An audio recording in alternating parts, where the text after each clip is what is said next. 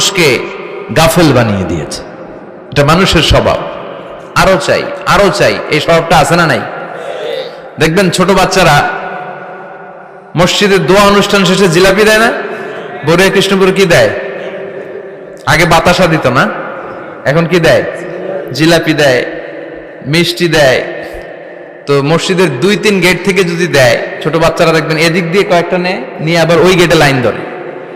ওর হাত হলো ছোট হাত, ওর হাত ভর্তি জিলাপি, আর নেওয়ার জায়গা না, এরপর আরেক জায়গায় লাইন ধরছে, আরো লাগবে আরো লাগবে, এই আরো আরো আরো চাই, এই স্বভাবটাই মানুষকে কুড়ে কুড়ে শেষ করে দিয়েছে। এত লাগবে কেন তোমার? চাহিদার কোনো শেষ নাই, unlimited demand of human being. যার আছে বেশি তার চাই বেশি, যার সাইকেল আছে তার হোন্ডা চাই, হোন্ডা আছে তো প্রাইভেট কার চাই, প্রাইভেট কার আছে তো প্লেন চাই, প্লেন আছে তো হেলিকপ্টার চাই, হেলিকপ্টার আছে তো ওইটা চাই, ওইটা আছে তো সেটা চাই, ঠিক কিনা?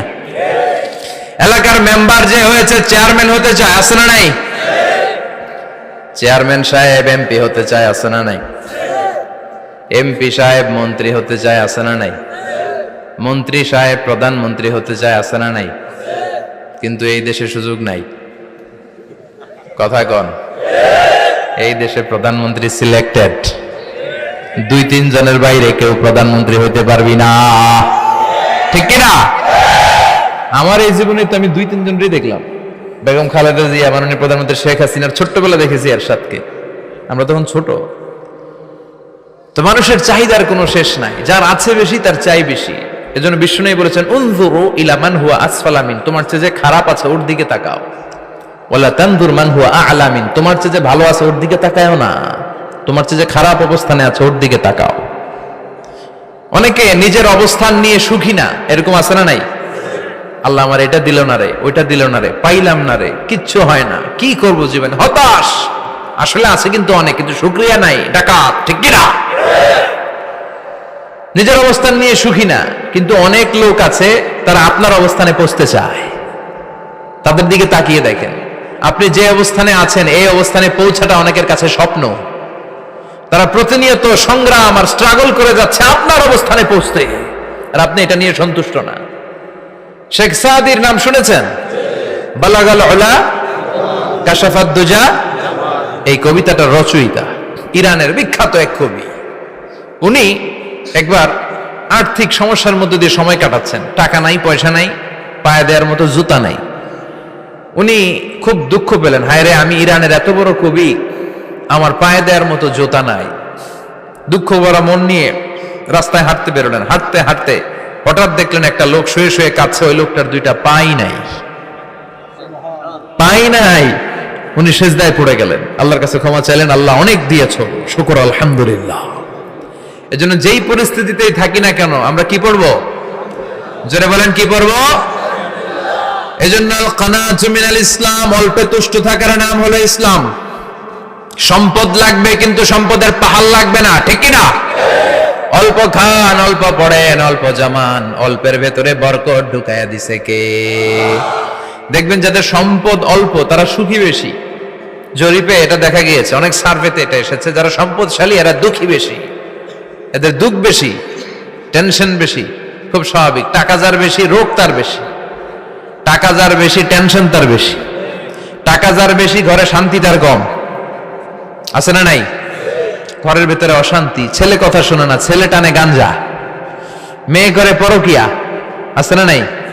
স্ত্রী কথা শোনে না, ভালোবাসা নাই, ঘরটা জাহান্নামের টুকরা। রোগ বালাই, এক একটা হসপিটাল বিল পরিশোধ করতে মাসে 5 লাখ 10 লাখ, আছে না নাই? কিছু খেতে পারে না, ডাক্তার একেবারে ডায়েট মেনু বেঁধে দিয়েছে, ডায়েট, ভেরি ডায়েট মেনু, এটা এটা এটা এটা কিছুই খাবেন না, শুধু গরু খাবেন না, খাসি খাবেন না, চিংড়ি খাবেন না, খালি ঘাস খাবেন, ইচ্ছে মতো ঘাস খাবেন, মানে ঘাস জাতীয় যত আইটেম আছে সব খাবেন, শাক খাবেন, সবজি খাবেন, সালাদ খাবেন, গরু, চিংড়ি, মুরগি, গোশত, ইলিশ কিছু খেতে পারে না। তাহলে রোগ বেশি, খাওয়ার মজা নাই, ঘরে সাংসারিক শান্তি নাই, খালি ব্যারাম আর ব্যারাম, ঠিক কিনা? কিন্তু সম্পদের পাহাড় ঘটেছে।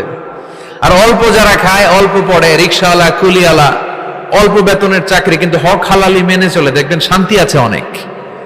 হ্যাঁ, বাসা ভাড়া দেয়, ফ্যামিলি চালায়, বাচ্চাদের স্কুল বিল, এরপরও মাস শেষে 1-2 হাজার টাকা হাতে থেকে যায়। আর ওর প্রতি মাসে 10 কোটি টাকা ইনকাম, তারপরও ব্যাংকের ঋণ আছে না নাই? সুখ কারে বলে? কিভাবে আপনি সুখকে ডিফাইন করবেন? সুখ তো টাকায় কিনা যায় না, শান্তি টাকা দিয়ে হয় না, শান্তি দেওয়ার মালিক কে? শান্তি আছে অল্প খেয়ে শুকর করার মধ্যে, শান্তি আছে আলহামদুলিল্লাহর মধ্যে। চিল্লায় বলেন ঠিক কিনা? এজন্য অল্প খাবো, অল্প পড়বো, অল্প জামাবো, অল্পের ভেতরে বরকত দিয়েছে কে? দেখেন ধনী ভাইরা খেতে পারে না, কিন্তু রিকশালার কি সমস্যা হয়? রিকশালারা সব খেতে পারে, কুলিওয়ালা, দিন মজুর, এরা একেবারে স্লিম সুঠাম দেহি, মেদহীন পেট, পেটে কোনো মেদ নাই, ভুড়ি নাই। আর কোটিপতিদের মেদ আসারা নাই, এত বড় বড় পেট, ঠিক কিনা?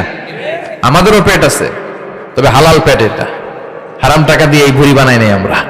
ছেলে বলেন ঠিক কিনা? রিকশাওয়ালা, কুলিওয়ালা নিজেও নামাজ পড়ে, বউও নামাজ পড়ে, বাচ্চাটাও নামাজ পড়ে, রিকশা চালায় আর জিকির করে লা ইলাহা